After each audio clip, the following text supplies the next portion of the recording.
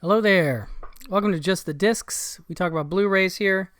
And today I'm going to talk about, I guess, a sort of random selection of Kino titles, but it's stuff I've been watching lately and enjoying.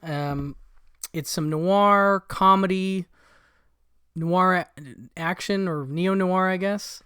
Let's start with the noir itself. This is a new Dark Side of Cinema film noir box set from Kino. It's number 17, I guess. Yeah, XVI. And this one's cool because it's they don't always do themes or anything, or in this case, carrying through of one star. These are all Edward G. Robinson related noirs. One of which is a huge discovery for me, and I will start with that one. But the films included in this set are Black Tuesday, Nightmare, and Vice Squad. So, Black Tuesday, man, this is the one. This one, really a surprise, really interesting noir, prison noir, basically. Starring Edward G. in, for me, one of the meanest, just downright almost sadistic kind of roles. He's nasty in this movie. Take the Little Caesar persona and crank it up to nasty and mean, and that's kind of what this is. So basically you have this idea that you have a character played by Edward G., who is Vincent Minnelli, and he's in prison. He's on death row. He's about to be electrocuted, along with a young Peter Graves is another guy in the row with him that's about to be killed on the same night. And there's a great setup, and I almost don't want to spoil the breakout because it's actually a really cool idea for how they break out. But the idea is that, Black Tuesday is the night that they electrocute people, and Edward G. has a plan to get himself out, and he ends up getting out some other guys, including the Peter Graves character, who has...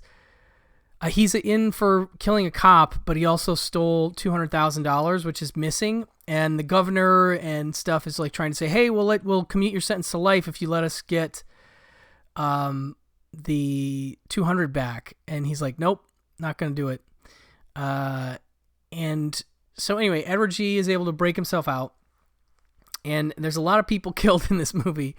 And he has a plan to escape, but he wants the 200 grand from the Peter Graves character, and that is going to be complicated. There's something of a siege that happens towards the back of the film, and it's really good in that sense, that it's a prison break noir, it's a siege movie, it's just general noir stuff. But like I said, Edward G. Robinson as Vincent Minnelli is one of the snarling, just will kill anybody kind of evil characters I've ever seen him play. And it's got a great build as far as the noir goes, and because it encapsulates a couple different kinds of films, I love that. It has a great ending, kind of a jaw-dropper of an ending in a sense, as to what happened to some of the characters. But it's a dark, dark noir, and I'd never seen it or heard of it before. It's directed by Hugo Fraganis. I don't even know how to say that name. Based on the original story and screenplay by Sidney Bohm. But yeah, really, really great noir. One that is going to be on my list of discoveries for the year. I was really happy with this one. Audio commentary of film historian, screenwriter Gary Girani included on this disc. Then we have Vice Squad. Let's see. Black Tuesday is from 1954. Vice Squad is from 1953. Of course, there's another movie called Vice Squad with Wings Hauser, which is certainly better than this movie.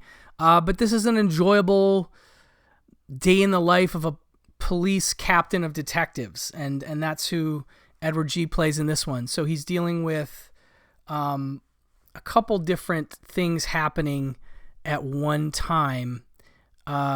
He is dealing with, let's see, there is a cop that's murdered at the beginning of the film, and part of the team that kills him is a very young Lee Van Cleef. But what I find interesting about this one is that that's just part of the story. So what happens is you have him, this cop being killed. The two guys, they're trying to steal a car, and there's a witness, but the witness is like a jeweler or something that was seeing his side girlfriend when he was supposed to be out of town. So he's very reluctant to talk about, he did probably get a good look at the killer, but, he's withholding until his lawyer shows up, and he's like, look, I can't talk about it because my wife will divorce me, basically, if she finds out what's happened. And so it becomes this really funny repeating gag where, his lawyer tells him, just tell him it was too dark, you couldn't see anything. But Edward G. and the group kind of knows that he's full of crap and that he probably can ID the guy, and they really want to ID the guy because the cop first is shot and then dies in the hospital. So they keep having a running bit where every time he leaves the police station, they pick him up on some other trumped up ridiculous charge and bring him back in. And his lawyer's just getting more and more upset about him getting brought in. He's like, I'm going to sue you guys, and just really pissed. So that's one aspect. And another aspect is he has a guy who's telling him, like, look, I was just in the can with somebody that's going to plan a bank robbery, and here's the information I have. And so the guys that were boosting the car, including Lee Van Cleef, are going to be part of this bank robbery. And so it's a matter of trying to figure out, what day they're going to hit the bank and preventing that bank robbery. And then there's another subplot with a sham marriage that's happening. So it's just like Edward G. running from room to room, being asked questions and told, you need to deal with this now. But it's an enjoyable procedural kind of around the police station kind of movie. I mean, he's not just in the police station. He goes out and tries to find stuff too. But yeah, it's an enjoyable one. Again, one I had not heard of until this box set. And the last in the set is one called Nightmare. And the tricky part about this is you look at that cover and it looks like when you hear about the Vice Squad has a commentary by Gary Girani as well. Nightmare's from 1956, and that cover would lead you to believe that it's Edward G. having the nightmare. What this ends up being is like a amnesia nightmare noir. But Kevin McCarthy from Invasion of the Body Snatchers and others is the guy that's in trouble. He's the one who's having the nightmare. He has a nightmare about being in this mirrored room. It's like a closet with 4 doors or 5 doors. And they're all mirrored. So it's very, Lady from Shanghai vibes. And a guy attacks him in the closet, tries to strangle him. There's a woman there. She hands him like an ice pick or something, and he stabs the guy and kills him in his dream. But he wakes up and he's got blood on his hand and the mark on his throat where the guy was strangling him. And he goes to tell his brother-in-law, played by Edward G. Robinson, who's like more of a supporting player in this, who's a homicide detective for the New Orleans police. And this is based on a novel by Cornell Woolrich, by the way. And Cornell Woolrich, among other things, writer behind Rear Window and such, like was adapted a lot for film noirs of this time, I feel like. And his stuff is often interesting. And I thought, this is going to be one of those things that, has an interesting angle, and it does, because then it's a matter of, he goes to Edward G. Edward G's like, don't worry about it, it's just a dream or whatever. He's like, no, it's not a dream or whatever, and it becomes a thing where they find out that the murder really did happen, and they end up at the house where it happened, and they have to sort of figure out what went down. And the cover kind of gives something away at the top of the thing that maybe you might guess was part of this. But anyway, it's one of those things where it plays out interesting, but it's a slow starter and it's heavy on narration from Kevin McCarthy, which sometimes works for me, sometimes doesn't. But ultimately it's one of those things that, it's a good noir conceit, the amnesia nightmare dream noir. It's my least favorite of these three, but it's still intriguing, and has a film commentary by professor and film scholar Jason A. Nye. So all three interesting Edward G. Robinson noirs, but Black Tuesday takes the cake by far. Just a great prison, jet black noir. I really, really dug that. So that's the Film Noir 17 set. I'll save the comedy for last. We'll do a neo-noir next. Kind of. Okay, so this is Rent-A-Cop. And this movie from 1987, starring, as you can see, Burt Reynolds and Liza Minnelli. It has a pretty bad rep. It was a movie that I think was a joke for a long time, made fun of. And I never saw it in part because of that rep, but also in part because it was only available on VHS, as far as I knew. There might be a made-on-demand DVD that came out that I might have missed, but I was just kind of holding off on Rent-A-Cop. So the idea is that Burt Reynolds is a cop at the beginning of the movie, and he is in on a bust, a sort of a drug buy bust that's at a hotel, and Liza Minnelli is a call girl, hooker. She is on the way to see a John at the hotel, and through circumstance, she has like a written note from the woman who hired her about the room number she's supposed to go to, and she goes to the wrong room, and she knocks on the door, and a very uneven, scary-looking James Remar opens the door. And we can see he's already prepping for something. He's got like an Uzi with a silencer, and he opens the door, and she sees his face, and she's like, "Are you here?" And he's like, "No." And so she's like, "Oh, okay." So she goes to the other number. It was going to be room 334 or 339, but she couldn't read the last number. So then she goes to the real room and starts doing her thing with the guy in there. Meanwhile, the drug bust is going down, and Burt and his crew, including Bernie Casey, who's really great, and a very young Michael Rooker, who weirdly has only one line that does not sound like his raspy voice. It sounds like it's dubbed. I could be wrong. They bust in on this thing, and then almost immediately the James Remar character comes in and shoots almost everybody in the room. Somehow Burt survives, but all the drug dealers and several of the cops are killed, and he steals the drugs and the money and takes off. And he's wearing a motorcycle mask or a helmet, so you can't really see who he is. So Burt survives. He goes back to his boss, played by John P. Ryan, who he does not like, who even goes so far as to suggest that maybe Burt himself set this up and stole the money. And Burt gets so pissed that he almost punches him out and basically or he maybe actually does punch him, and he gets fired. Or he quits, and he becomes a rent-a-cop. He becomes a security guard. He's like a department store Santa at one point. But anyway, so the problem for the Liza Minnelli character is that James Remar has seen her now and makes a point to try and track her down and kill her. So she finally gets a hold of Burt and is like, "I need you to protect me, be my bodyguard." He's not interested. They're very not into each other at the start. Of course, he eventually comes around to her.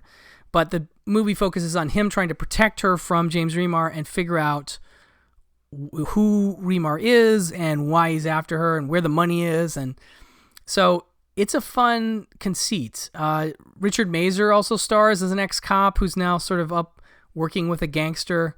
There's actually a funny joke where he goes in, I won't say what goes down in the scene, but he picks up, there's a weird representation of key video VHS in this movie. Like Burt Reynolds has a couple on the top of his TV, and at one point Mazer's in an apartment and he picks up a copy on VHS, a key video VHS of Who'll Stop the Rain, and he kind of looks at it, and he's in that movie, so I thought that was kind of a funny joke.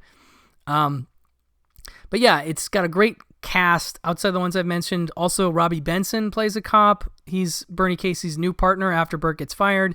Dionne Warwick is sort of the pimpy lady for Liza and some other folks.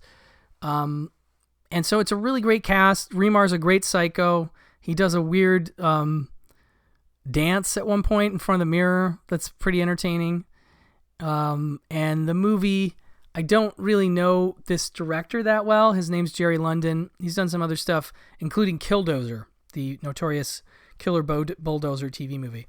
But Rent a Cop is definitely underseen. It's from 1987, and this new Blu-ray transfer looks nice. It's a brand new HD master from a 4K scan of the 35mm original camera negative, and it's widescreen 1:8:5:1, and it looks obviously better than this movie's ever looked. So the fact that it was unavailable and not well known, not well reviewed, I think made it a movie that a lot of people didn't seek out, which is too bad, because I do think it's an interesting noir. A friend of mine said it's like a canon movie that canon didn't make. It's a very canon kind of movie in terms of the violence, in terms of the sort of sleaziness of it. But I liked it more than I expected to. It's entertaining stuff. Also has a commentary with film critic, historian Lee Gambin, with actor Richard Mazer, who again is in the movie, so he's giving his recollections of the filming and stuff like that. So that's kind of cool when they can get a real actor. And I like Mazer a lot. He's in the Thing, the original John Carpenter The Thing, and so that's always a plus for me. I should mention that Nightmare and Vice Squad both are listed as brand new 2K scans of the 35mm fine grain, whereas Black Tuesday, of course the one I like the most, they don't mention anything about the transfer. It looked good to me, but the new scans seem to be the other two noirs. Okay, so saving another favorite for last, we're talking about comedy. We're talking about Brain Donors. And this one is just an old favorite of mine. It is a very knowing Marx Bros send-up, which I really find intriguing that this film got made in 1992.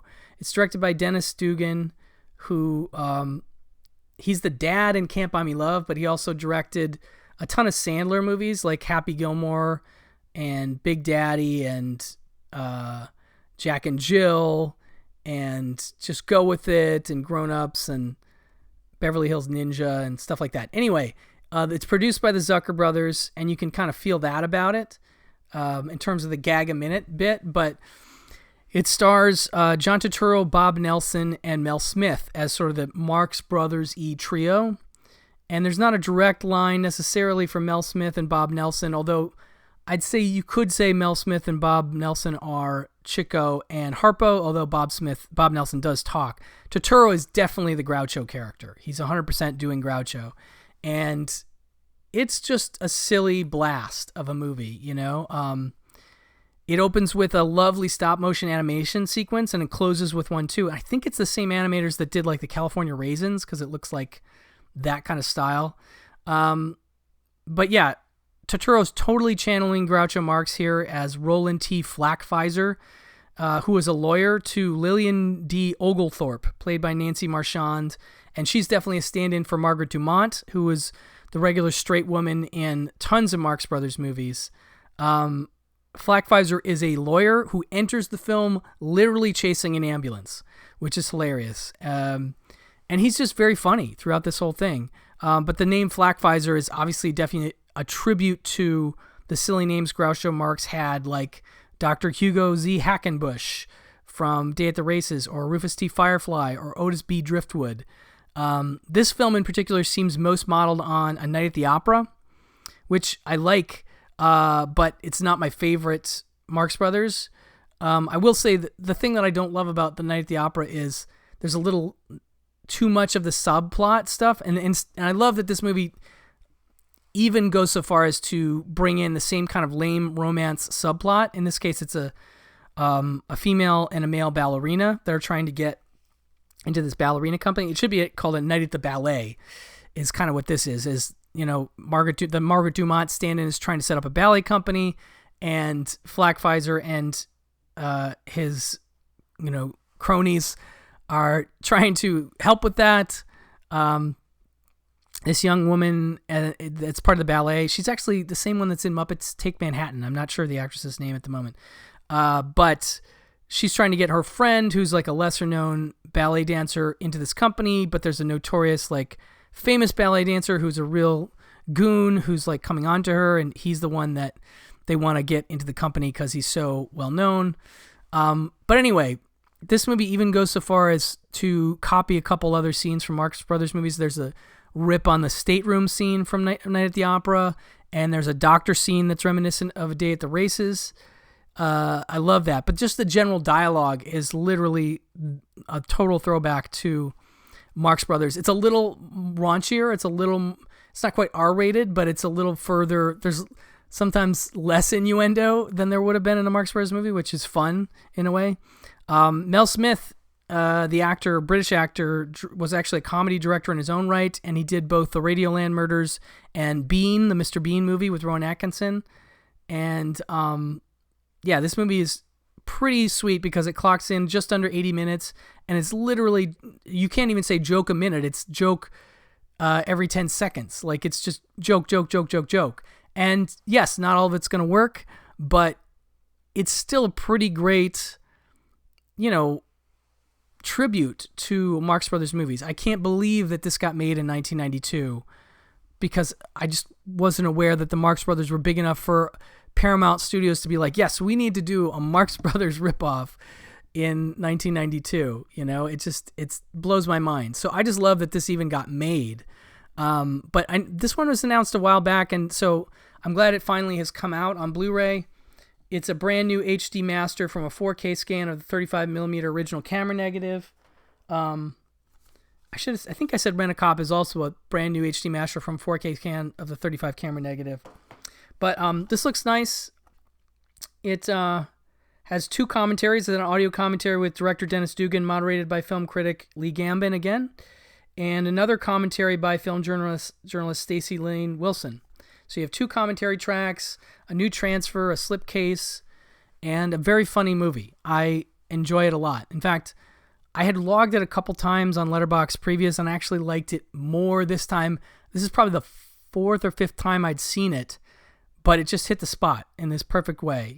Tons of great gags, visual and verbal, and it is just a delight to me. So high recommend for brain donors.